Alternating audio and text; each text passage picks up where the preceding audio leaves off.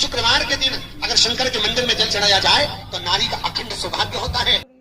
पत्री के वृक्ष के नीचे महामृत्युंजय मंत्र का जाप जो शुक्रवार की शुक्रवार घी का दिया लगा कर करता है, उसके रोग बाबा देवाधिदेव महादेव समाप्त करते चले जाते हैं। ये संजीवनी मंत्र शुक्रवार के दिन भगवान शंकर को शुक्र को दिया था, इसलिए उसके स्कंद पुराण कहती है महाराज कि भगवान नारायण स्वयं इस जड़ के नीचे अपना विश्राम करते हैं। महाराज इस जड़ के नीचे प्रयास करा करो, एक चुटकी हल्दी, कितनी? मात्र एक चुटकी हल्दी आंवले के वृक्ष के नीचे भगवान हरि हर महादेव के नाम से रखकर उस पर पूर्व मुख कर कर, पूर्व की ओर मुख कर कर जल समर्पित करना प्रारंभ कर दीजिए। आप अगर प्रयास करेंगे शुक्रवार की शुक्रवार करें या नवमी की नवमी करें, अष्टमी की अष्टमी करें, प्रदोष की प्रदोष कर लें। जिस दिन दिल से हारो ना, थोड़ी तकलीफों में अगर घिर जाओ, तकलीफें आ जाएं, कष्ट आ जाए, तकलीफें जिस दिन तुम्हारे भीतर बहुत ज़्यादा मात्रा में आ जाए, उस दिन 3 बेलपत्र, एक बेलपत्र में पीला चंदन, बीच वाली पत्ती। जिस दिन तुम्हें लगे कि मैं बहुत दुखी चल रही हूँ और मेरा काम हो ही नहीं रहा, बहुत तकलीफ की जिंदगी चल रही है, कोई हाथ पकड़ने वाला नहीं है, कोई संभालने वाला नहीं है और बहुत तकलीफ हो रही, बहुत तकलीफ। उस समय पर एक बेलपत्री के बीच वाली पत्ती पर पीला चंदन, दूसरी पत्ती पर लाल चंदन और तीसरी पत्ती पर 11 चावल गीले, पानी में उसको थोड़ा सा भिगो लें या धो लें, 11 चावल गीले शिव जी की उस पत्ती पर रखें।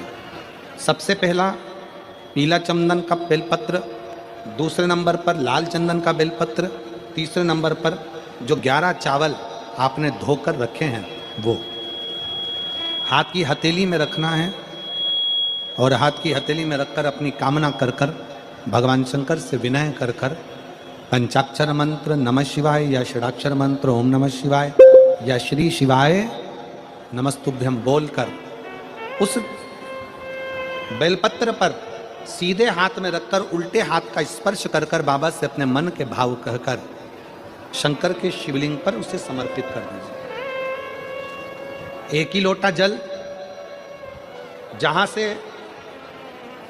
जल बहता है अशोक सुंदरी वाली जगह, एक ही लोटा जल, जहां से जल बहता है उस जल बहने वाली जगह पर 3 बार उस जल को अपनी कामना कर कर श्री शिवाय नमस्तुभ्यम या पंचाक्षर मंत्र या षडाक्षर मंत्र बोलकर 3 बार उस स्थान पर गिरा दीजिए। गिराने के बाद में बाबा से विनय कर कर अक्षत वाली जो बेलपत्र है, एक बेलपत्र और एक अक्षत उसमें से अपने लिए लेकर आ जाओ। उसको 2 महीना 3 महीना अपने घर में रखिए। जितना भी दुख है धीरे धीरे बाबा समाप्त कर कर खुशियां घर में लेकर आता ही तो होगा, खुशियां घर में आएगी जरूर। जिसके घर में संपदा की कमी होती है, जिसके घर में कर्जा बढ़ जाता है, लक्ष्मी नहीं आती, बहुत टेंशन की जिंदगी जीता है मनुष्य, व्यापार चल नहीं रहा, बहुत तकलीफ का जीवन चल रहा होता है, तो आज भी नियम है महाराज कि सोमवार शुक्रवार ये 2 वार ऐसे हैं, इन 2 वार को यदि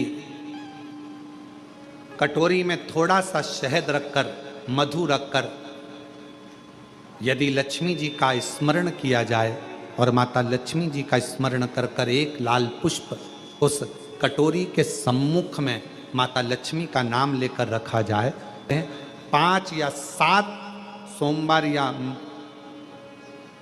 शुक्रवार को यदि आप मधु का भोग लक्ष्मी जी को लगाना प्रारंभ कर दें, शिव का नाम स्मरण कर कर, तो उसके घर में कभी संपदा की कमी नहीं होती। लक्ष्मी उस संपदा को बढ़ाती। कहाँ से चलती चलती लक्ष्मी वर दे गई कि आज की रात्रि तूने अपना दरवाजा खोलकर मेरे लिए रखा, दरवाजे पर दीप टिमटिमाया, दीप प्रज्वलित रहा, तूने मुझे मधु का भोग लगाया, आज का रात्रि पूरी पृथ्वी के लिए धन और वैभव की रात्रि रहेगी। जब घर से निकलो तो काम जरूर कर निकलो। पहला, घर में जो भगवान का मंदिर है, घर में जो भगवान का देव स्थान है, देवालय है, शिवालय है, उसको नमन करो, प्रणाम करो, विनय करो। दूसरा, घर से निकलते समय अपने घर का जो बुजुर्ग हैं, अपने घर के जो बड़े हैं, उनको नमन करो, उनको प्रणाम करो। एक परमात्मा का साथ और दूसरा घर के बुजुर्गों का आशीर्वाद हमारे साथ चलता है तो निश्चित है उसका फल हमको मिलता जरूर है। कहीं विघ्न में हम पड़ रहे हों, विघ्न में हम गिर गए हों, पड़ गए हों, तो उस विघ्न से निकलने के लिए घर के बुजुर्गों का आशीर्वाद और महादेव की कृपा, ये दोनों ही हमारे लिए श्रेष्ठता देते हैं। शंकर है, मन में कोई संशय उत्पन्न हो गया, मन में कोई बड़ी भारी संकट उत्पन्न हो गया, कोई ऐसी बात तुम्हारे मन में आकर खड़ी हो गई है जिस बात का कोई निर्णय नहीं निकल रहा, तो एक बेलपत्र को हाथ की हथेली में रखकर अपने हृदय से उसको लगाकर मन से बाबा को अपने मन की बात कहकर जब वो बेलपत्र हम शिव जी को समर्पित करते हैं, मान लो हम कुछ नहीं कह पाए बाबा भोलेनाथ जी को, हम अपने दिल की बात शंकर भगवान को कुछ नहीं बता पाए और कुछ रह भी गया, तो हमारे मन की बात भगवान देवाधिदेव महादेव स्वीकार कर लेते हैं एक बेलपत्र के माध्यम से। जो हम चाहते हैं शिव उसको स्वीकार कर कर हमारी झोली खुशियों से भरना प्रारंभ कर देते। एक बेलपत्र हमारी पूरी बात को शिव जी तक कह देती है। एक बेलपत्र, एक दुर्वा, एक चावल का दाना रखकर आपने दिल से 108 बार श्री शिवाय नमस्तुभ्यम घर में बोलो और अपना जो पानी का स्थान होता है, मटका, हंडा, परिंदा, जिसको आप क्या बोलते हो यहाँ हमें नहीं मालूम, उसका स्पर्श कराकर आपके घर के नजदीक में जो शंकर का मंदिर हो, उस शंकर के मंदिर में उत्तर की ओर मुख कर कर वो बेलपत्र, दुर्वा, चावल का दाना शिव जी पे समर्पित कर दो।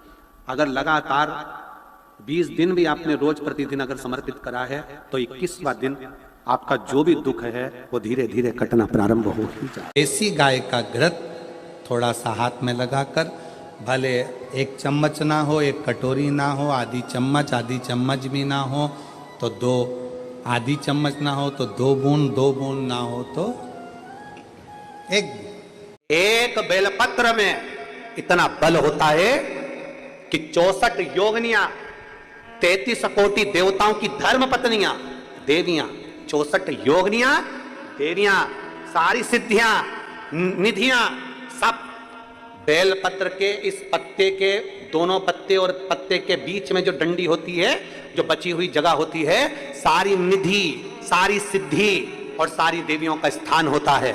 जब हम एक बेलपत्र को दिल से अपनी कामना कर कर देवाधिदेव महादेव को, ये शिवलिंग जलाधारी, ये जल बहता है, तो बेलपत्र समर्पित करते हैं दक्षिण में बैठकर जब डंडी का मुख उत्तर की ओर कर कर बेलपत्र अपने मन से कामना कर कर शिवलिंग पर समर्पित करते हैं, तो ऐसी कोई कामना नहीं जो मेरा महादेव पूरी ना करता।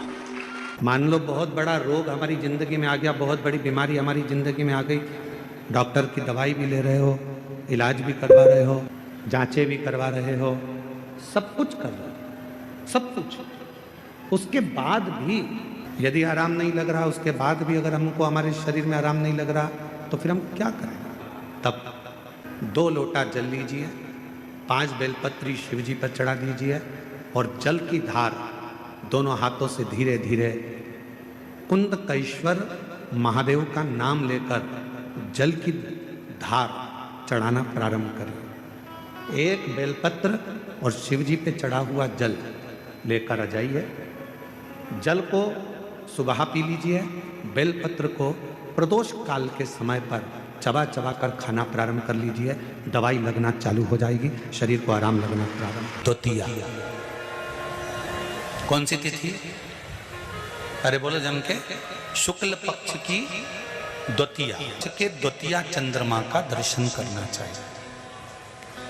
और शुक्ल पक्ष के द्वितीया चंद्रमा का दर्शन कर कर प्रदोष काल के समय पर, कौन सा काल? शाम के समय। प्रदोष काल मालूम है सबको? सूर्य जब डूबता है उसके 45 मिनट पहले से सूर्य डूब जाए उसके 45 मिनट बाद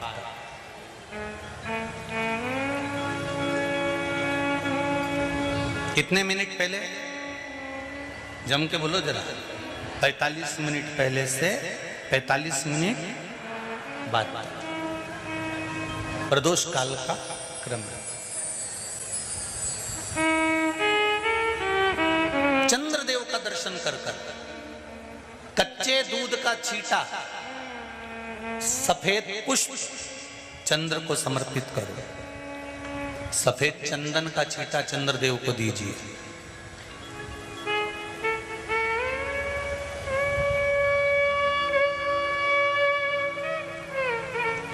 और चंद्रदेव को छींटा देने के बाद जो दूध है उसका छींटा अपने तन पर लीजिए, सफेद चंदन थोड़ा सा अपने शरीर पर लगा लीजिए।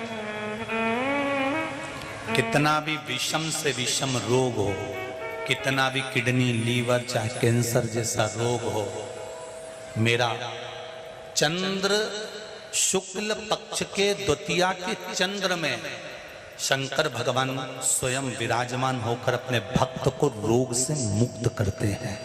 द्वितीया का चंद्र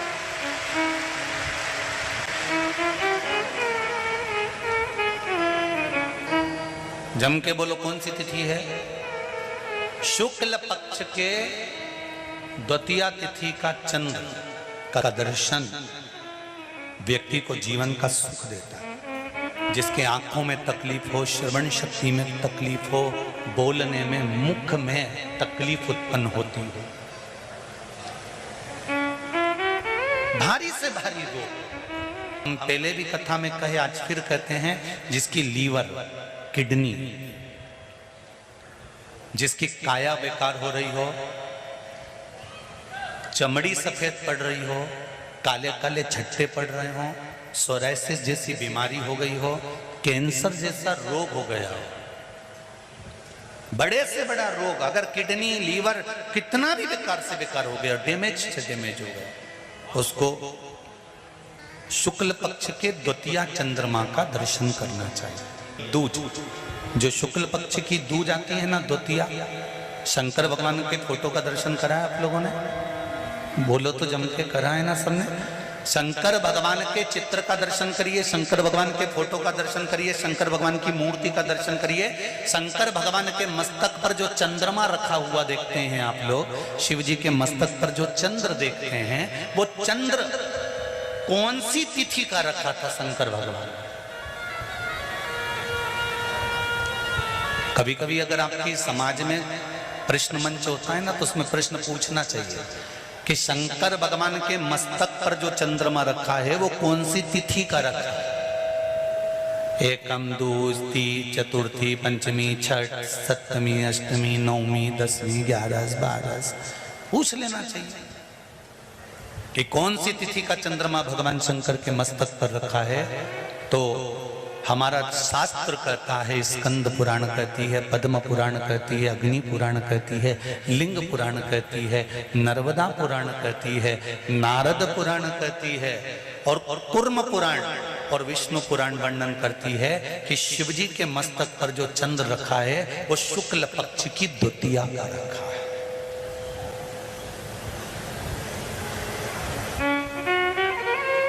कैलेंडर किस किस के घर में? उठाओ जरा हाथ। जिसके घर में कैलेंडर या पंचांग, आज ही घर जाकर देखना, कैलेंडर को पलट कर देखना, शुक्ल पक्ष की द्वितीया तिथि जैसे ही देखोगे उसमें लिखा होता है चंद्र दर्शन। लिखा होता है कि नहीं होता? अरे बोलो तो जी लिखा होता है ना। शुक्ल पक्ष की द्वितीया तिथि देखोगे तो उसमें लिखा होता है चंद्र दर्शन। अब इस प्रत्येक शुक्ल पक्ष की द्वितीया तिथि पर चंद्र दर्शन क्यों लिखा होता है? क्योंकि शिव महापुराण की कथा में उमाखंड में वर्णन किया गया है कि जब चंद्रदेव को दक्ष प्रजापति का श्राप लग गया, चंद्र तुम मेरी एक पुत्री के प्रति स्नेह रखते हो और बाकी की पुत्रियों की ओर तुम देखते तक नहीं। बाकी की पुत्रियों की ओर तुम देखते तक नहीं। चंद्र, हे चंद्र, मैं तुम्हें श्राप देता हूं कि तुम्हें काया का रोग हो जाए, तुम्हारी काया गलना प्रारंभ हो जाए और तुम्हें तुम्हारे इस रोग से कभी मुक्ति नहीं मिलेगी। चंद्र दुखी हो गए।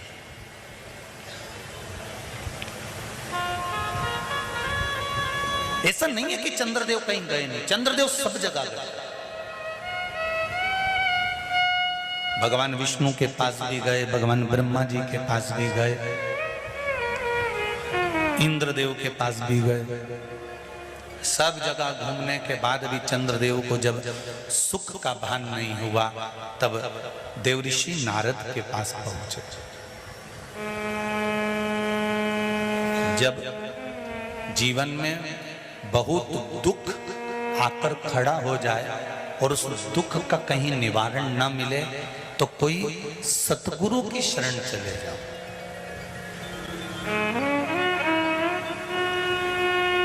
और सतगुरु भी वो होना चाहिए जिसको अपनी पूजन से मतलब नहीं, उसको परमात्मा की पूजन से मतलब होना चाहिए। सत्य मार्ग की ओर प्रशस्त कर। देवऋषि नारद के पास गए और नारद जी से जाकर कहा, मेरी काया गल रही है, मेरी काया में रोग हो गया है, मेरी काया टपक रही है, कुछ कृपा कर दो। देवऋषि नारद ने कहा, पार्थिव शिवलिंग का निर्माण करो और उस शिवलिंग का पूजन करो। अब देखिएगा जरा, 33 कोटि देवी देवता में कोई ऐसा देवता नहीं रहता जो शंकर भगवान के शिवलिंग का पूजन नहीं करता हो या निर्माण नहीं करता। चंद्रदेव देवऋषि नारद के कहने पर शिवलिंग का निर्माण करते हैं, पूजन करते हैं, आराधना करते हैं, अर्चना करते हैं। चंद्रदेव भगवान शंकर की आराधना में डूब जाते हैं और आराधना करते करते करते करते करते भगवान शंकर प्रकट नहीं हुए। तब चंद्र और दुबले होते चले गए, और दुर्बल होते चले गए। शरीर चंद्रदेव का टेढ़ा होने लगा क्योंकि केवल हड्डी का कंकाल चंद्रदेव का रह गया। मांस काया टपक टपक कर गिरती रही और चंद्रदेव की काया जब और शिथिल होती गई, एकदम दुर्बल होते चले गए। सारे पूरे महीने में चंद्र की स्थिति देखना और शुक्ल पक्ष के द्वितीया तिथि के चंद्र की स्थिति देखना। शुक्ल पक्ष का द्वितीया का जो चंद्रमा होता है वो एकदम पतला, कमजोर और वक्रीय सा होता है। किस किस ने करें दर्शन? करें आप लोगों ने दूज के चंद्रमा के? एकदम पतला, कमजोर, दुर्बल, वक्रीय सा नजर आता है। तब चंद्रदेव को देखा भगवान शंकर ने और लगा कि अब इसके प्राण रहने वाले नहीं। तब भगवान शंकर दौड़कर उस शिवलिंग में से प्रकट हो जाते हैं, चंद्र की काया ठीक कर देते हैं। तो चंद्र कहता है, आप कृपा करो। भगवान ने उसी चंद्र को, द्वितीया के चंद्र को अपने मस्तक पर धारण कर लिया और द्वितीया के चंद्र को मस्तक पर धारण कर कर भगवान शंकर ने कह दिया कि सुनो चंद्रदेव, आज शुक्ल पक्ष की द्वितीया तिथि है, जिस दिन मैंने आपको अपने मस्तक पर धारण करा है। जो भी शुक्ल पक्ष की द्वितीया तिथि को चंद्र का दर्शन करेगा उसकी जिंदगी में कभी रोग से वो ग्रसित नहीं होगा। शुक्ल पक्ष की द्वितीया तिथि को भगवान शंकर ने चंद्रदेव को अपने मस्तक पर धारण करा। तो शंकर भगवान ने कह दिया, सुनो चंद्रदेव, आज शुक्ल पक्ष की द्वितीया तिथि को मैंने आपको अपने मस्तक पर धारण करा है। संसार में रहने वाला, मृत्यु लोक में रहने वाला, चाहे देवलोक में रहने वाला, चाहे जिस लोक में वो निवास कर रहा है, अगर शुक्ल पक्ष के द्वितीया तिथि के चंद्रमा का दर्शन करेगा तो वो रोग से मुक्त रहेगा। अब हमारे यहाँ इतनी अच्छी अच्छी तिथियां दी हैं, कैलेंडर तक में लिखा हुआ है कि चंद्र दर्शन अब उसके बाद भी लोग चंद्र दर्शन नहीं करें तो फिर उनका भाग्य बेकार। पंचांग में लिखा है कि चंद्र दर्शन, बोलो सही है कि गलत है? उस पे पंचांग में लिखा है कि चंद्र दर्शन, शुक्ल पक्ष की द्वितीया तिथि चंद्र दर्शन। मान लो कोई व्यापार, कोई दुकान, कोई फैक्ट्री आपकी ठीक नहीं चल रही है, आप ठेला लगा रहे हो, सब्जी की दुकान लगा रहे हो, कोई दुकान खोल कर बैठे हो, कोई फैक्ट्री लगा कर बैठे हो, कोई व्यापार कर रहे हो और उस व्यापार में तुम्हें आनंद नहीं आ रहा, बहुत तकलीफ चल रही है, बहुत तकलीफ, सब कुछ करके देख लिया पर वो तकलीफ मिटी नहीं रही। तो थोड़े दिन, थोड़े समय किसी भी शंकर के मंदिर में बटकेश्वर महादेव के नाम से एक बेलपत्र चढ़ाने का तरीका जरा समझ लेंगे। आप अगर जिस दिशा में खड़े हो, अगर आप शंकर के शिवलिंग के इधर हो तो बेलपत्री का डंडी का मुख आपकी ओर होना चाहिए। आप इधर हो तो डंडी का मुख उधर हो, आप उधर हो तो डंडी का मुख उधर हो, आप इधर हैं तो डंडी का मुख इधर हो।